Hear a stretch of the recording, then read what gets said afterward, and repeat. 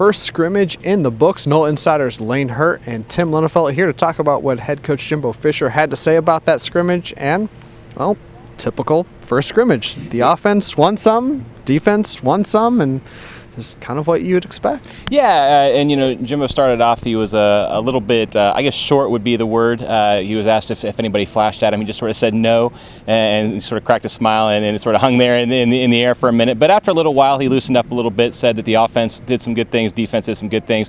He did mention the physicality on both sides of the ball, said both sides got some big hits on the other, which I think, your first time in the stadium for a lot of guys getting full pads, and in there you want to see that intensity. So overall, you definitely didn't get the impression that he was super thrilled with the scrimmage, but by the end of his media availability, you got the sense that right about where he expects for the first scrimmage of spring.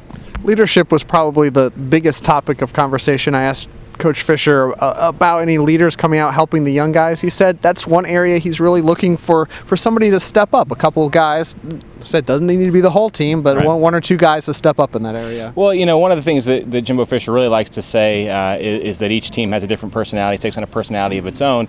And as we sit here, as the calendar is getting ready to flip to April, maybe it could be the personality of this team, is just starting to emerge. This team is just starting to play together and practice together for the first time. And they have a long journey ahead, and late March is really the beginning of that journey. And so he said, as of right now, it seems like they have a lot of quieter guys, more lead by example types, not as many vocal leaders, the in-your-face yelling types of guys, and you're sort of waiting for those to emerge. The good news, as he said, is you don't need a whole roster full of those guys. One or two does just fine. He sort of laughed when he said that. You don't want everybody trying to take on that role. But, when you look across the roster and the depth chart, there's a lot of guys that, even though they may be experienced or have played, in a lot of games last year, they're being asked to do different things. On offense, you have new running backs, new offensive linemen, new receivers. Really, DeAndre Francois is the only major holdover from the offense. So guys, even though they've played before, they're being asked to carry a bigger load or a different role. And so, now 2-3 weeks into spring practice, maybe guys are starting to get a little bit more comfortable with that. And it's a process, you would like to think. So as they get more comfortable with what they're being asked to do, maybe the vocal side of it, if anybody's going to step into that role, can come. But for now, it's still, fairly early in the process.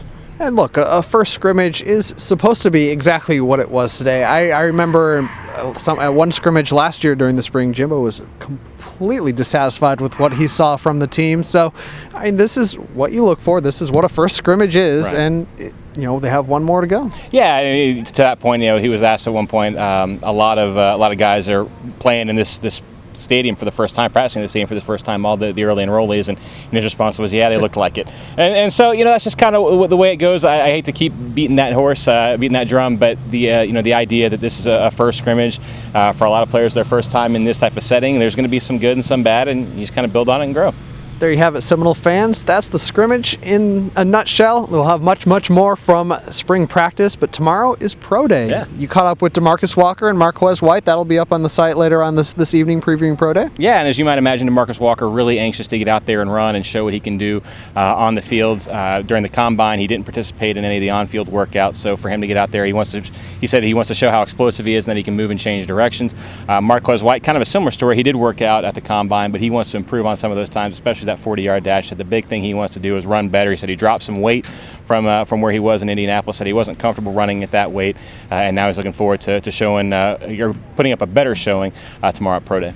There you have it. Check out that piece on Seminoles.com, and of course much, much more from Pro Day as those seniors and those guys who left Florida State looking to take that next step in the NFL. So for Tim, I'm Lane. That'll wrap things up for now. Go Noles.